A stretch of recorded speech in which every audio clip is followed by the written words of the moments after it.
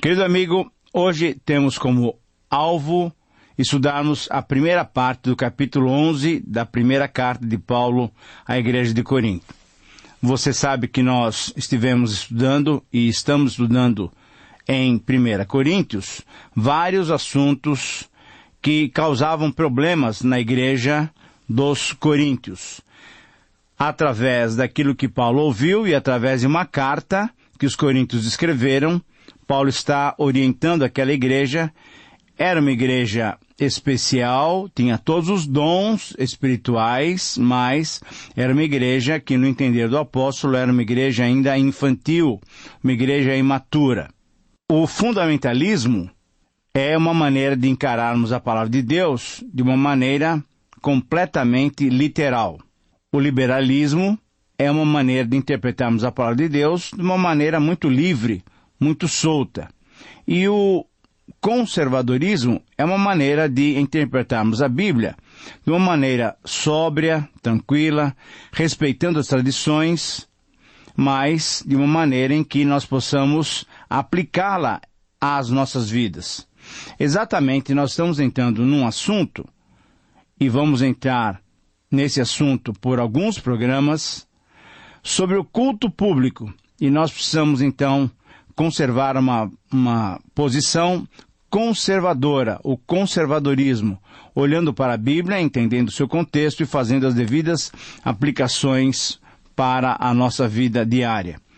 O mundanismo da igreja lá de Corinto acabou afetando o culto e se refletindo na adoração. 3 problemas principais surgiram na igreja de Corinto, todos eles relativos ao culto público. Primeiro, a posição da mulher no culto público, a maneira de celebrar a ceia do Senhor e o uso correto dos dons espirituais também no culto público. Do capítulo 11, então, que estamos iniciando hoje, até o capítulo 14, Paulo vai tratar desses 3 assuntos, desses 3 problemas. Os 2 primeiros assuntos são tratados aqui no capítulo 11. Depois ele reserva o capítulo 12, 13 e 14 para tratar sobre os dons espirituais. Esse capítulo começa com um elogio do apóstolo Paulo à igreja de Corinto. De fato, eu vos louvo, porque em tudo vos lembrais de mim e retendes as tradições, assim como vô-las entreguei. Mas a pergunta que surge é, que tradições são essas? Os ensinamentos orais. É o conteúdo da pregação que Paulo passava à igreja.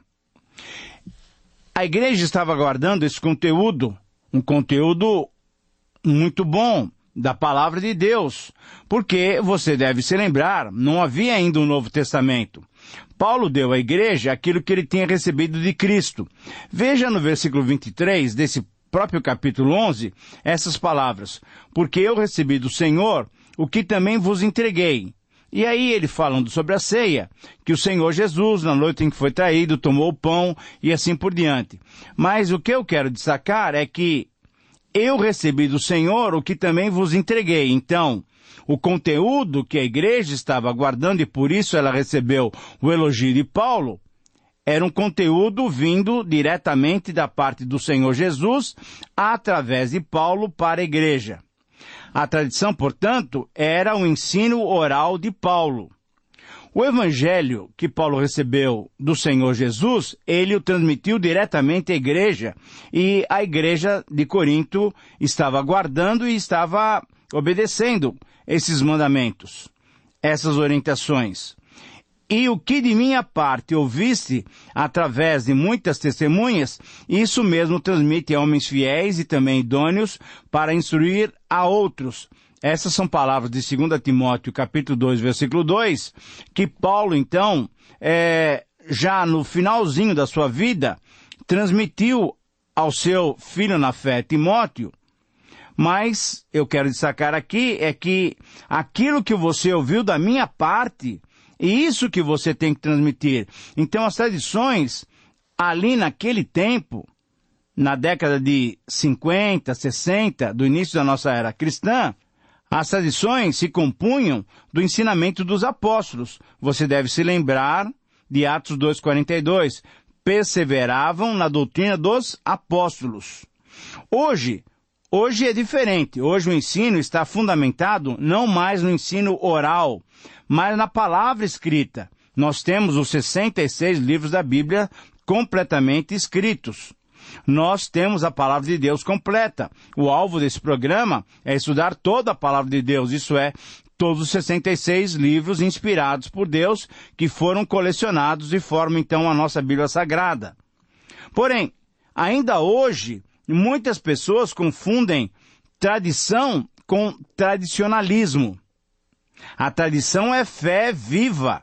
É uma fé viva das pessoas que já morreram e deixaram, então, esses ensinamentos para nós. Mas o tradicionalismo é uma fé morta. É interessante. É uma fé morta, mas de quem? De pessoas que ainda estão vivas, porque querem manter certos detalhes que já não fazem sentido. Não conseguem fazer a devida aplicação às nossas vidas, aos nossos dias. Por outro lado também, nós temos hoje pessoas que ainda entendem que Deus está falando coisas novas. Revelação é uma coisa, profecia é uma coisa, nós vamos estudar posteriormente. Mas cuidado para dizer, Deus me falou, sendo que essa palavra que você entende que é de Deus, não está de acordo com aquilo que está registrado nesses 66 livros da Bíblia. Qualquer revelação, qualquer profecia, qualquer palavra vinda da parte de Deus tem que estar de acordo com aquilo que já está revelado. Portanto, nós temos um critério muito tranquilo hoje, que é a palavra de Deus. Portanto, nós estamos estudando, nós estamos caminhando nesse programa, estudando livro por livro para conhecermos aquilo que o Senhor quis nos revelar através da Bíblia. Muito bem.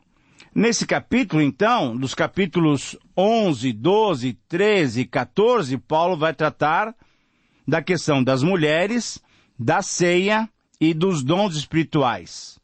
Nós vamos reservar o programa de hoje para estudar os primeiros 16 versículos desse capítulo 11, que tratam sobre o papel da mulher na igreja e especificamente nos cultos públicos. O título que eu sugiro para esse trecho da Palavra de Deus, então, é Mulheres na Igreja.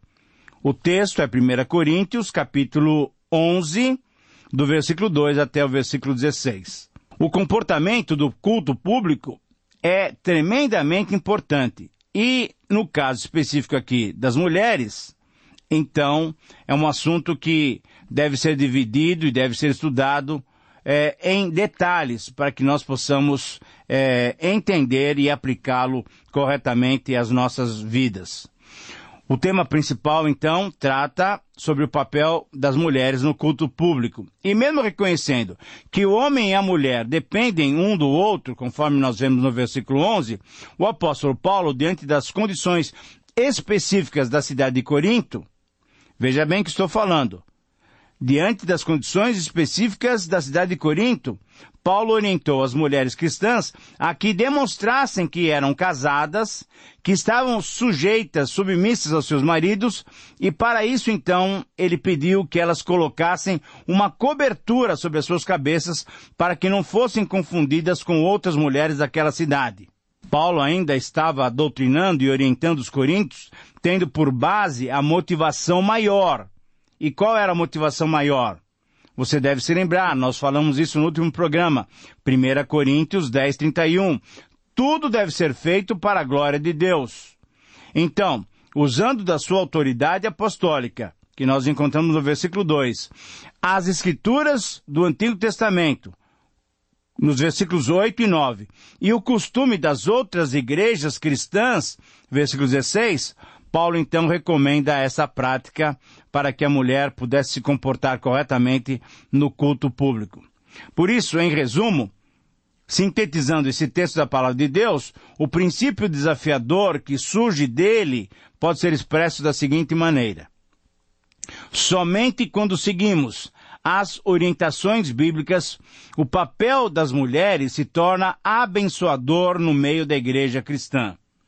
Eu vou repetir, eu sei que nós temos muitas irmãs que são ouvintes do nosso programa, e eu queria com especial definição dar esses conceitos para as irmãs e também para os líderes que nos ouvem, para que possamos então desmistificar essa ideia de que mulher não pode ministrar na igreja, ou então desmistificar um outro conceito de que mulher pode completamente tudo. Vamos voltar a essa nossa afirmação para que você possa anotar e a partir daí então nós vamos estudar todo esse texto. O desafio do texto, então, é esse. Somente quando seguimos as orientações bíblicas, o papel das mulheres se torna abençoador no meio da igreja cristã. E exatamente nesses 16 versículos, nós vamos encontrar 7 orientações sobre o papel da mulher cristã na igreja. Para que você se inteire completamente do que Paulo está falando, me permita ler esse texto numa versão um pouco mais fácil de entender. Eu quero lê-lo na versão da Bíblia na linguagem de hoje. Sigam o meu exemplo, como eu sigo o exemplo de Cristo, diz Paulo lá no capítulo 11, versículo 1. Versículo 2. Eu os elogio porque sempre vocês lembram de mim e seguem as instruções que eu passei para vocês. Mas eu quero que vocês entendam que Cristo tem autoridade sobre todo marido, e que o marido tem autoridade sobre a esposa, e que Deus tem autoridade sobre Cristo. Se um homem cobre a cabeça quando ora ou anuncia a mensagem de Deus nas reuniões de adoração, ele está ofendendo a honra de Cristo. E se a mulher não cobre a cabeça quando ora ou anuncia a mensagem de Deus nas reuniões de adoração, ela está ofendendo a honra do seu marido. Nesse caso, não há nenhuma diferença entre ela e a mulher que tem a cabeça rapada. Nós vamos conversar daqui a pouquinho sobre isso, sobre esse costume de cabeça rapada. Mas vamos prosseguir. Versículo 6. Se a mulher não cobre a cabeça, então é melhor que ela corte o cabelo de uma vez. Já que é vergonhoso para a mulher rapar a cabeça ou cortar o cabelo, então ela deve cobrir a cabeça. O homem não precisa cobrir a cabeça, pois ela reflete a imagem e a glória de Deus, mas a mulher reflete a glória do homem. Pois o homem não foi feito da mulher, mas a mulher foi feita do homem. Versículo 9. O homem não foi criado por causa da mulher, mas sim a mulher por causa do homem. Portanto, por causa dos anjos, a mulher deve cobrir a cabeça para mostrar que está debaixo da autoridade do marido. No entanto, por estarmos unidos com o Senhor, nem a mulher é independente do homem, nem o homem é independente da mulher. Porque assim como a mulher foi feita do homem, assim o homem nasce da mulher. E tudo vem de Deus. Versículo 13. Julguem vocês mesmos. Será que é certo que num culto de adoração a mulher ore a Deus sem estar com a cabeça coberta? Pois a própria natureza ensina que o cabelo comprido é uma desonra para o homem, mas para a mulher o cabelo comprido é motivo de orgulho. O cabelo foi dado a ela para lhe servir de cobertura. E finalmente o versículo 16, mas se alguém quer discutir sobre esse assunto, o que eu posso dizer é que nem todos nós, nem as igrejas de Deus, temos outro costume nas reuniões de adoração. Muito bem, depois de lermos a própria palavra de Deus, agora podemos verificar as 7 orientações sobre o papel da mulher na igreja cristã. A primeira orientação deve nos levar a algumas considerações iniciais. Esse assunto parece que só tem valor histórico, porque hoje os costumes são diferentes. Mas Paulo nos orienta à base de princípios, e assim temos ensinamentos vivos de valor eterno. Os costumes mudam. As regras mudam conforme as circunstâncias, mas os princípios são eternos e por isso são valiosos. Quando nos orientamos baseados nos princípios da palavra de Deus, evitamos muitos erros e muitas práticas que não deveríamos valorizar. A segunda orientação nos faz considerar a colocação do princípio. O princípio é: existe uma ordem na criação. Deus é o nosso Deus criador e Ele é um Deus ordeiro, organizado. Gênesis 1 até 2:3, você pode confirmar isso. A ordem da criação, então, deve ser respeitada e demonstrada, conforme o versículo 3.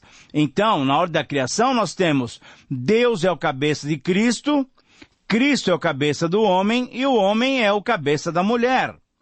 A terceira orientação nos coloca então diante do problema vivido pela igreja de Corinto. Não é a igreja dos nossos dias. Era um problema específico da igreja de Corinto. Era desonroso para a mulher participar do culto com a cabeça descoberta. Por quê? Porque era desonroso, porque demonstrava a não aceitação da ordem da criação por parte daquela mulher. Era desonroso porque havia a possibilidade de identificação com as sacerdotisas cultuais da cidade de Corinto. A pergunta que se faz é, véu ou cabelos compridos? Na verdade, no texto grego, nós não temos a palavra véu. Temos simplesmente uma palavra neutra. Por isso que nós estamos traduzindo essa palavra pela palavra em português, cobertura. Alguns pensam que se refere a cabelos compridos, mas também não se refere a cabelos compridos, mas sim a palavra cobertura. Agora, nós temos que entender esse problema. Qual era a situação do contexto histórico? Na cidade de Corinto, você já deve ter lembrança daquilo que nós falamos anteriormente, havia o templo dedicado a Afrodite, isso é, a deusa do amor, com mais de 1000 sacerdotisas cultuais. Agora, quem eram essas moças sacerdotisas cultuais? Na verdade, na prática, elas eram prostitutas. Me perdoe a palavra, mas é isso mesmo. Por quê? A prática de se cultuar Afrodite era fazer ou manter uma relação sexual com essas prostitutas ou com essas sacerdotisas. Então, elas, na verdade, eram prostitutas, porque qualquer homem que fosse adorar poderia ter sexo com essas sacerdotisas. Um dos costumes dessas sacerdotisas, então, era cortar o cabelo bem curtinho ou até rapá-lo. Ora, então, você imagina qual era a situação problemática das mulheres de Corinto. Podiam ser confundidas se tivessem um cabelo bem curto com essas moças que trabalhavam no templo de Afrodite.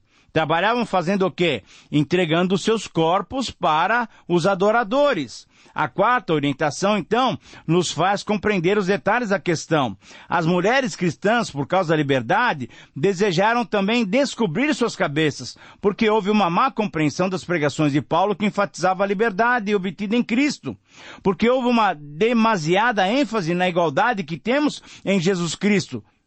As razões por que deveriam usar uma cobertura, então, eram muito claras, para demonstrar a submissão ao marido, porque essa é a ordem natural da criação, e por causa dos anjos, porque eles, como mantenedores da criação, respeitam a ordem estabelecida. E a ordem estabelecida é que a mulher foi criada para o homem, e não vice-versa, porque a mulher é a glória do homem. O papel da mulher e do véu no Oriente é muito diferente do papel da mulher e do véu nos dias de hoje, no mundo ocidental. Você veja ainda nas reportagens de televisão, nós temos ainda mulheres usando véu, a burca. Tem valores para os orientais. Embora o que vale seja a atitude interior do coração, a demonstração pública de submissão ao marido e respeito à criação pode ser mantida pela mulher cristã. Ela é livre para agir com maturidade, inclusive considerando e respeitando o costume daquela região em que ela está. A quinta orientação nos mostra a causa do princípio como indicação da solução. Se Cristo submeteu-se ao Pai, a mulher pode e deve submeter para demonstrar submissão ao marido. Se para os homens era desonroso ficar coberto, por ele ser a imagem e a glória de Deus, para a mulher era também desonroso ter a sua cabeça descoberta. Se há uma ordem da criação, essa ordem deve ser respeitada e demonstrada. A sexta orientação nos faz constatar uma verdade fundamental.